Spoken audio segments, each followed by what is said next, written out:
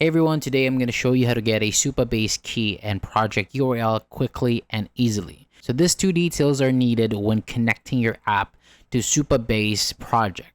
So first, open the Supabase dashboard and sign into your account. And from the main dashboard, create a new project and enter a clear project name.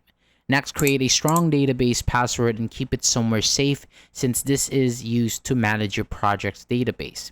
After that, choose a region close to you or your users, and selecting a nearby region can help your app connect faster. And once everything is ready, create the project and wait for Supabase to finish setting it up.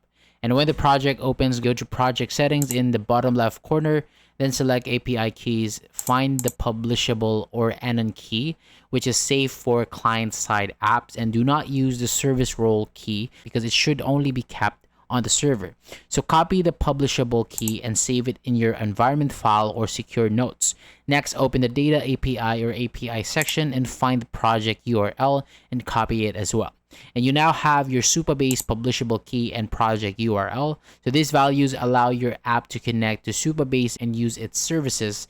Keep them inside environment variables, avoid adding sensitive values directly to public files, and replace the keys if they are ever exposed. So thank you so much for watching. For more videos like this, hit the subscribe button below and I'll see you on the next video.